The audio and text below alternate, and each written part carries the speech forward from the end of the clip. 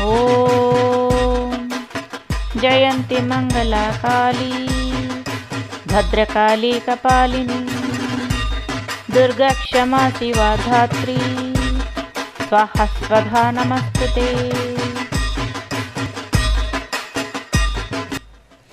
सिंहासनागता नित्यं पद्माश्रिता करद्वया शुभदस्तु सदा देवी स्कंदमाता यशस्विनी।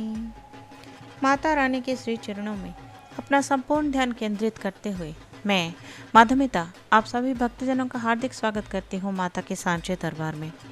भक्तजनों, जैसे कि हमने वादा किया था कि माता की विभिन्न स्वरूपों की चर्चा, उनके पीछे की पौराणिक कथाओं की चर्चा हम जारी रखेंगे इस नवरात्रि के दौरान। तो आज इस श्रृंखला में हम बातें जो करने जा रहे हैं वो है माता की अगली स्वरूप, जो कि स्कंद माता की स्वरूप के बारे में।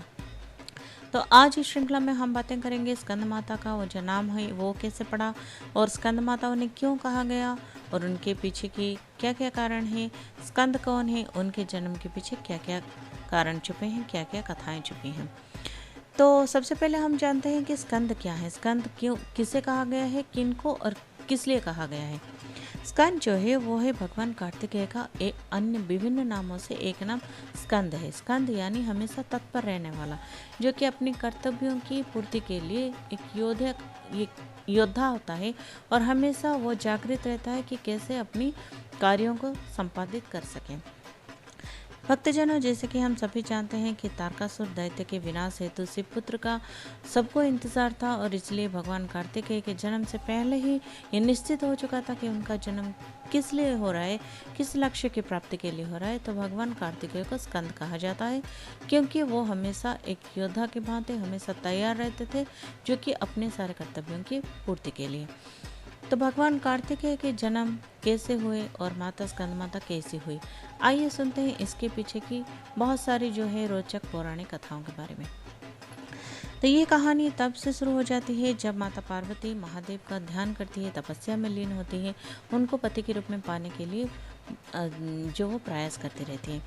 तभी भगवान महादेव की इंद्रियानुभूति को जागृत करने के लिए सारे देवताओं ने कामदेव का जो आग्रह करते हैं, कामदेव जाके वो प्रयास करते हैं अपना पुष्पबाण को वो महादेव के ऊपर जो प्रेरित करते हैं। उसके बाद महादेव की क्रोधाग्नि से स्वयं भस्म हो जाते हैं। तभी देवी रति क्या करती हैं, एक और तो वो महादेव से गुहार लगाती हैं कि वो किस तरह से उनके पति को जीवित कर दे, और दूसरी तरफ क्रोधित होकर यहाँ माता पार्वती को वो श्राप दे देते हैं कि माता पार्वती कभी गर्भ धारण नहीं कर पाएंगी। जी हाँ दोस्तों, देवी पार्वती को रति का श्राप होता है कि देवी पार्वती कभी भी गर्भधारण नहीं कर पाएंगी। और यहाँ जब माता कुष्मांडा स्वरूपिणी जो कश्यप ऋषि के जो पुत्र थे सूर्यदेव, उनको वो जो पुनर्जीवित कर देती हैं, तो ऋषि कश्यप इतने खुश हो जाते हैं कि वो देवी माता को वरदान देते हैं कि उन्हें एक शक्तिशाली और तेजस्वी पुत्र की प्राप्ति हो। तो ये दो कड़ियों को जोड़ते हुए जब तारकासुर का निधन के लिए शिव पुत्र का उत्पन्न होना अवश्यंभावी था, बहुत ही ज़रूरी था, तो महादेव और माता पार्वती एक गुफे में एकांतवास करने लगते हैं अपने पुत्र की सृजना हेतु। यहाँ देवता माता पार्वती और महादेव को ढूंढते हुए उस गुफा के निकट पहुंच ही जाते हैं, जहां उन्हें पता चलता है कि भगवान और माता दोनों लीन हैं अपने पुत्र की उत्पत्ति हेतु एकांतवास में, जहां वो अपनी ऊर्जाओं को सम्मिलित करके अपने पुत्र की सृजना कर रहे हैं। जहां भगवान महादेव और माता पार्वती अपनी मानसिक ऊर्जाओं को एकत्रित करके अपनी सारी शक्तियों को केंद्रित करके एक ऊर्जा पिंड का निर्माण करते हैं, जिसे एक शक्ति बीज भी कहा जाता है। वो शक्ति की जो चिंगारी होती है, वो जो ऊर्जा होती है, उसका निर्माण हो जाता है। तभी ये जो सारे देवता बाहर इंतजार कर रहे होते हैं, वो इतने अधैर्य हो जाते हैं, अधीर हो जाते हैं कि वो सब अपना सारा जो है मर्यादा की सीमा लांघ देते हैं और अग्निदेव से आग्रह करते हैं कि वो जाकर उस ऊर्जा को जल्दी से जल्द ले आए, ताकि जल्द शिवपुत्र की प्राप्ति हो और जितनी जल्द हो सके उतनी जल्दी तारकासुर का अंत हो। अग्निदेव उस गुफे में अभी प्रवेश करने लगते हैं जो प्रवेश रहित है। उस गुफा में किसी के भी प्रवेश की अनुमति नहीं थी, लेकिन कहा यह जाता है कि अग्निदेव तभी एक पंछी का रूप ले लेते हैं। कुछ कहानियों के अनुसार अग्निदेव एक तोते का रूप लेते हैं और बाकी कहानियां कहते हैं कि अग्निदेव एक कबूतर का रूप लेते हैं। कुछ भी हो, अग्निदेव एक पंछी का स्वरूप लेकर उस गुफे में पहुंच जाते हैं, जहां से वो उस ऊर्जा को देख पाते हैं जिस ऊर्जा को महादेव और माता पार्वती ने सृजना की है। तो वो तुरंत ही बिना देरी किए उस ऊर्जा को धारण कर लेते हैं अग्निदेव और गुफा से बाहर निकल आते हैं। जैसे ही वो गुफा से बाहर निकल आते हैं वो भागने लगते हैं, क्योंकि उस ऊर्जा में इतनी ज्वलन क्षमता होती है, इतनी उताप होती है, इतनी उष्णता होती है कि अग्निदेव को लगता है कि वो उसी समय भस्म हो जाएंगे। भागते भागते भागते वो गंगा किनारे आके पहुंच जाते हैं। इस बीच क्या होता है कि माता पार्वती जब समाधिस्थ अवस्था से वो बाहर निकलती हैं और अपनी ऊर्जा को देखने लगती हैं, तो उन्हें पता चलता है कि उन्हें बताए बगैर अनजाने में ही उनके और महादेव की जो मिलित ऊर्जा थी, मिलित शक्तियाँ थी, उस ऊर्जा की अपहरण किसी ने कर दी। तो अपनी अजन्मा संतान की अपहरण का दोष वो सारे देवताओं को देते हैं, जो बाहर खड़े हुए माता पार्वती देख लेते हैं और तुरंत ही क्रोधित होकर अपने ऊपर संयमता ना रख पाते हुए माता पार्वती क्रोधित होकर सभी देवताओं को ये श्राप देती हैं कि किसी भी देवता को संतान की प्राप्ति नहीं होगी। तो ये कहानी जब होती है तब वहाँ पे अग्निदेव, जो कि पूरी तरह से जलन के मारे, उस ऊर्जा के जलन से जल रहे होते हैं, वो जाके गंगा माता को ये गुहार लगाते हैं कि वो किसी तरह से उस ऊर्जा का धारण कर सके, क्योंकि उस ऊर्जा को संभाले रखने की क्षमता अब उनमें नहीं शेष रही। माता गंगा, जो कि ये मान्यता है, वो पार्वती माता की बड़ी बहन भी हैं और वो स्वयं तत्पर हो जाती हैं, क्योंकि वो देव कार्य में आए और अपनी बहन की और भगवान महादेव की संतान की रक्षा भी करें। वो सहर्ष उस ऊर्जा को स्वीकार कर लेते हैं। जैसे ही वो ऊर्जा को संरक्षण प्रदान करके वो आगे बढ़ती है, ऐसा कहा जाता है कि उस ऊर्जा की जो ज्वलन क्षमता है, उससे गंगा की शीतलता भी जलने लगती है। गंगा माता की वो जो शीतल जल है वो खोलने लगता है, वो पूरा उबलने लगता है। अभी गंगा माता की भी क्षमता से बाहर थी उस ऊर्जा को संभाले रखने में। ऐसा पौराणिक कथाओं में कहा गया है कि इस अवस्था में गंगा माता जब उस ऊर्जा को बहुत ही संभालने का प्रयत्न करती है, तब अनजाने में उनके हाथों से वो ऊर्जा नीचे गिर जाती है और टुकड़े टुकड़े हो जाते हैं। मान्यताओं के अनुसार, और एक मान्यता के अनुसार, जब तारकासुर को ये पता चलता है कि महादेव और माता पार्वती की ऊर्जा की सृष्टि हो चुकी है और देवता उसके संरक्षण में लग चुके हैं, तो वो भी भागा भागा चला आता है ताकि उस ऊर्जा को ही वो ख़त्म कर सके, ताकि उसकी शत्रु का भी निधन हो जाए। तो इस भागा दौड़ी में वो ये ऊर्जा तब खंडित हो जाती है। तो कारण चाहे जो भी हो, अब ये वक्त आ चुका होता है जब वो ऊर्जा विखंडित होके टुकड़े टुकड़े होके 6 टुकड़ों में धरती पर गिर जाता है। तभी वहाँ कृतिकाएं जो भ्रमण करती रहती हैं, वो आके देखती हैं, वो पहचान लेती है कि वो महादेव और माता पार्वती की जो शक्ति की ऊर्जा पिंड है, जो कि शरीर का रूप धारण करने वाले होते हैं, उन्हें वो तुरंत ही जो कमल की पंखुड़ियाँ हैं वहाँ उन्होंने वो समेट के संभाल के रखने लगते हैं। ऐसा कहा गया है कि वो जो 6 कृतिकाएँ होती हैं, वो 6 टुकड़ों को वो 6 कमल की पंखुड़ियों में संभाल कर रख देती हैं। तभी तुरंत ही वहाँ से वो ऊर्जा पिंड जो होते हैं वो शरीर का रूप ले लेते हैं और कहा जाता है इसलिए 6 बालकों का वहाँ पे जन्म हो जाता है।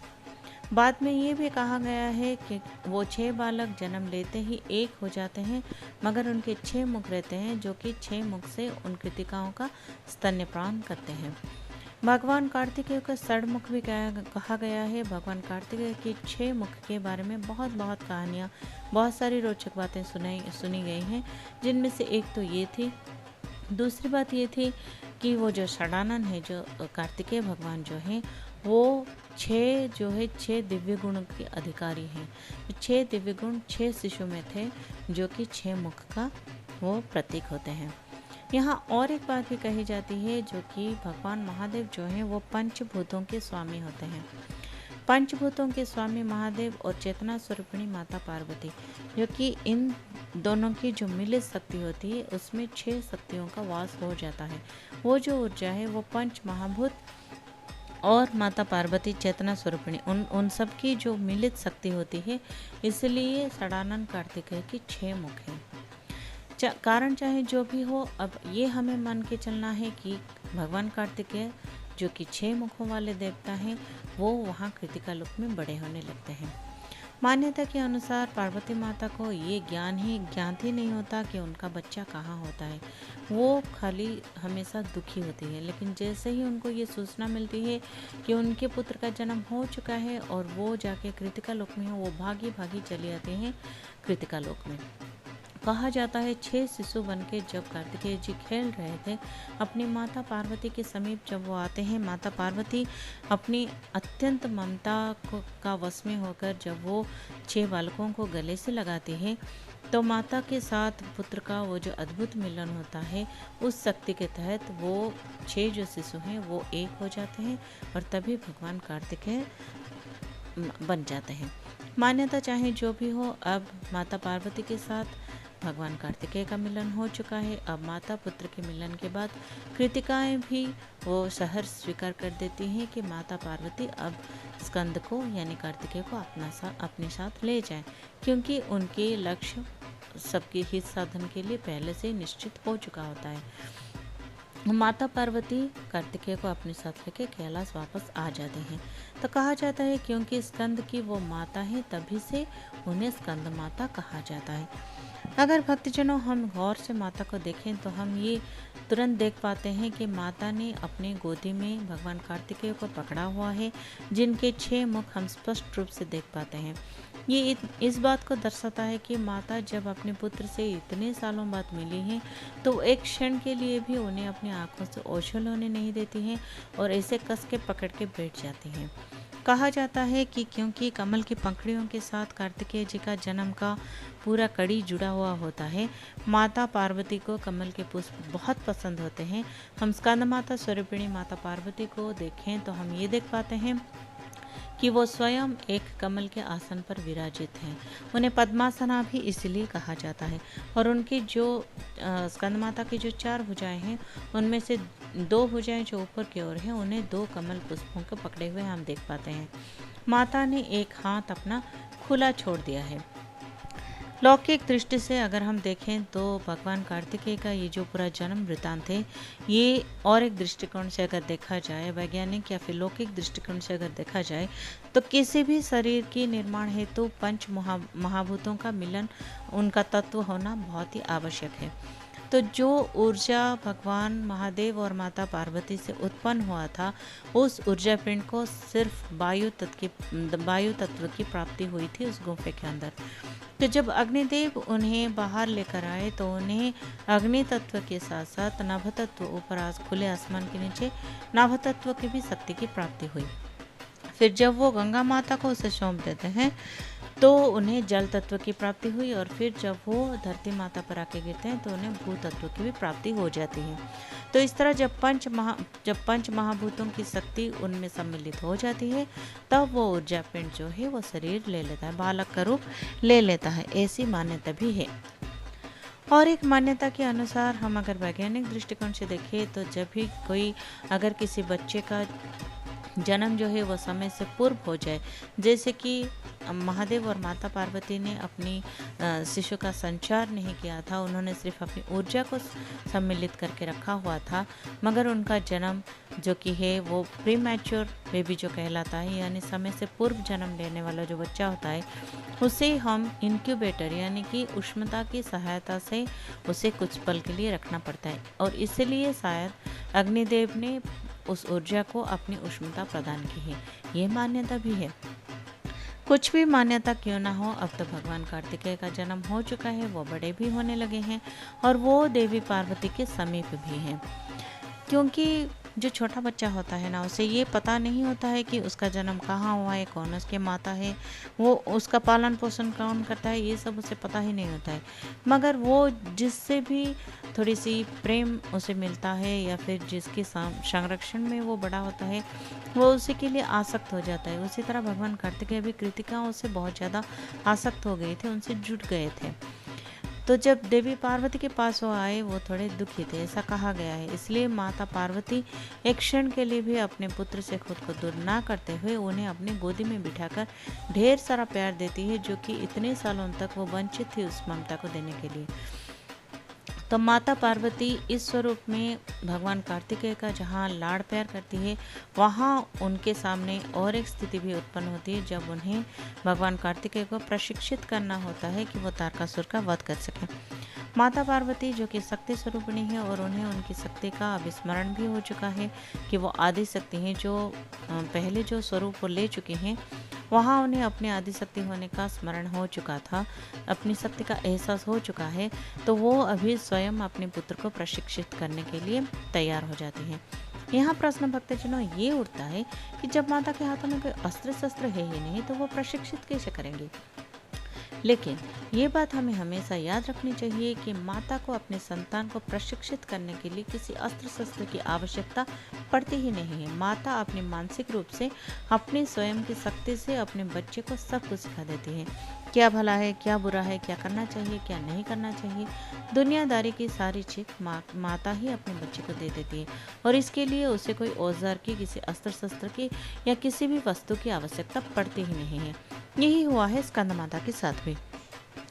तो भक्तजनों, स्कंद माता स्वरूपिणी माता जो कि वात्सल्य प्रेम से संपूर्ण रूप से भीग चुके हैं, वो जर्जरित हो चुके हैं, वो अपने बच्चे को इतनी कठिनाइयों का सामना करते हुए वो प्रशिक्षित करती हैं कि वो कैसे तारकासुर का विनाश करके अपने लक्ष्य प्राप्त कर सके, अपने जन्म का जो सिद्धांत है उसे वो उस तक पहुंच सके और सारे देवताओं के उद्धार का कार्य कर सके।